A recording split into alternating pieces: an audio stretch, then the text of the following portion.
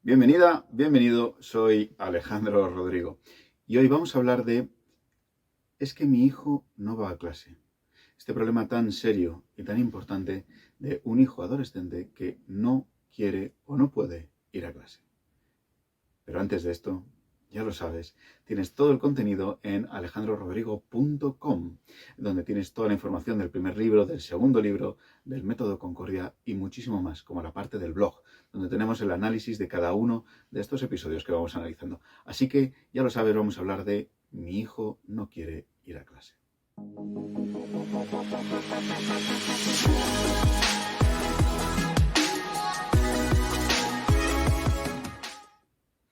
Cuando nos enfrentamos al problema de un hijo que no quiere ir a clase, desde luego es un problema serio. Esto quiere decir que no es un problema en el que estemos dispuestos a mirar hacia otro lado. Y sin embargo, en muchas ocasiones, por lo que hemos ido trabajando y por toda la experiencia que se atesora viendo y acompañando a familias, es cierto que a veces es un problema muy grande y tendemos a mirar hacia otro lado y a pensar, bueno, es una mala época, vamos a ver si dentro de poco ya engancha, reengancha y puede volver a clase. Pero la realidad es que hay una serie de pautas que hay que tener en cuenta y una serie de estrategias para poder así elaborar el camino personal que se ajuste mejor a las características de tu hijo. No lo olvides, no se trata de que nadie sentado aquí te diga lo que tienes que hacer, se trata de que construyas y elijas tu propio camino. Nadie conoce mejor que tú a tu hijo o a tu hija. Por lo tanto, vamos a compartir algunos datos que desde luego pueden ser de interés. El primero de todo es que es un problema serio. Esto no es un problema menor. Un adolescente que no quiere ir a clase, en contraposición a todo lo que podamos pensar, es que nadie quiere ir a clase, nadie quiere ir al trabajo, no es cierto. Todos los adolescentes en su fuero interno siempre querrían ir a clase. De hecho, es muy importante que entendamos esto, que nos paremos un momento más allá de las bromas, de pues ven a casa Alejandro porque el mío desde luego no quiere ir a clase, pero es que la realidad es que a todos les gustaría, y les gustaría mucho estar en clase y además hacerlo bien.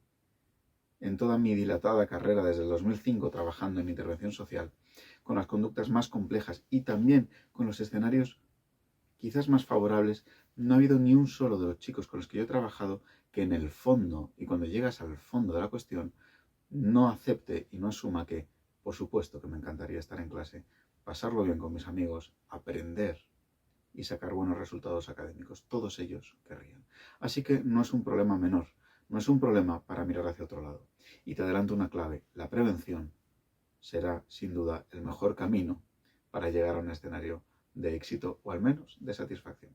Por lo tanto, esto es lo primero, no es un problema fácil, es un problema serio. El segundo problema, y aquí me gustaría incidir mucho, es que no se trata de un problema académico, se trata de un problema puramente social. Tiene que ver con una cuestión social y con una cuestión personal, que unidas las dos hacen que nuestro hijo decida no querer ir más al instituto o al centro de estudios. Esto pasa muchísimo, al menos aquí en España, en la edad de educación secundaria obligatoria y en ciclos posteriores. Pero la realidad es que no es un problema académico en la mayoría de los casos y sin embargo sí es un problema tanto social como personal que se unen para tener esta dinámica. Así que si esto te sirve de ayuda, por favor, ten en cuenta que no es puramente académico. Teniendo esto en cuenta, vamos a aprender a diferenciar dos clases de situaciones, el absentismo casual o puntual y el absentismo permanente.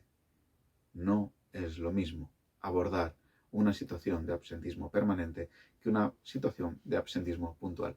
El absentismo puntual es cuando tu hijo, de repente, hay una época, hay un momento en que decide no ir a clase. Entre comillas, este absentismo puntual, hablando de modo genérico, tiene que ver con que está probando, está viendo, está oteando qué pasa y en definitiva está aprendiendo qué respuesta sus padres le van a dar y qué respuesta el centro de estudios le va a dar. Claro, si no encuentra una respuesta que se ajuste a sus necesidades y características, lo que ocurre es que continúa prolongándose en el tiempo este estado de absentismo puntual. Sin embargo, el absentismo permanente es cuando ya está instalado en no voy a ir. Ya ni me lo planteo, es que no voy. Por lo tanto, es muy diferente la primera y la segunda cuestión. La primera cuestión, te preguntarás, vale, ¿y qué hacemos? La primera cuestión es una situación en la que todas estas píldoras mágicas y estas habilidades sociales y técnicas que ya sabes, porque ya conoces, has leído y has visto a muchísimos autores o muchísimos libros, deben implementarse. La empatía, la escucha activa, el alto nivel de coordinación con el colegio, el entender algo que ya sabes, que yo te he contado muchísimas veces, entender cuál es el mensaje que tu hijo te está lanzando. Porque no se trata de que no le guste ir al colegio, como ya hemos visto, se trata de que hay un mensaje que te está lanzando y que necesitamos desencriptar. Necesitamos entender cuál es la razón. No se trata de pautarle consecuencias o recompensas si va a clase, que esto puede ayudar en un primer contexto.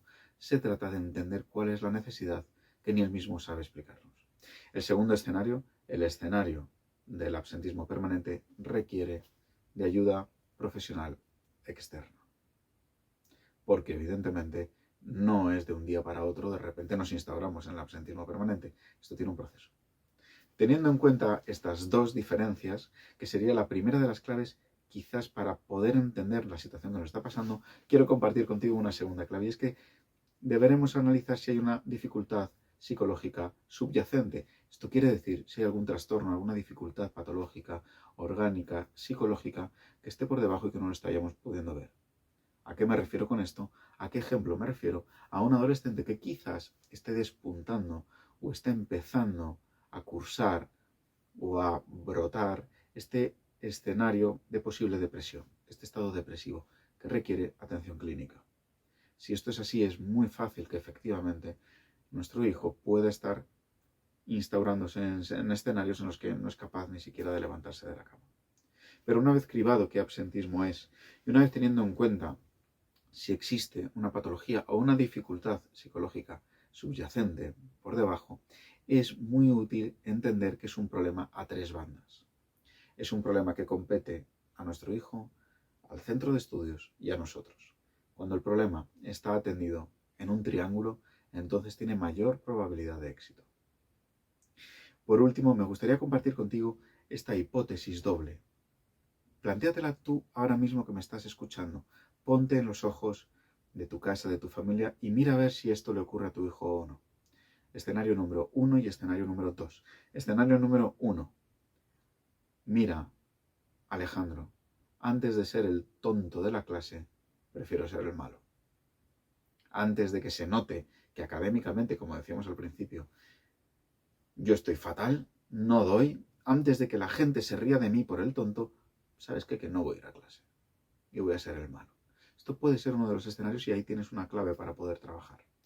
La segunda clave o el segundo escenario tiene que ver con si tu hijo se encuentra en la tremenda soledad en el centro de estudios.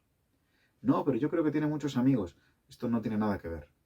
Me refiero a él se siente mirado, se siente atendido, se siente querido por sus amigos y por su centro de estudios, por los profesores, por el sistema directivo, por incluso el personal externo del colegio. Se siente parte de una unidad. Si esto es así, entonces evidentemente no estamos en este escenario. Por lo tanto, la soledad tiene mucho que ver en este escenario número 2, que quiere decir si nuestro hijo no se siente querido ni mirado en el centro de estudios. El escenario número 2 tiene que ver con que nuestro hijo no se sienta ni mirado ni querido en el centro de estudios. Se sienta solo, a pesar de que podamos decir, Alejandro, es que tiene un montón de amigos, es que él dice que tiene un montón. No, pero la realidad es que si se siente solo, incomprendido, si no se encuentra su espacio, entonces es muy fácil que no quiera ir, porque no hay peor cosa que un adolescente que se siente solo, no mirado, no querido.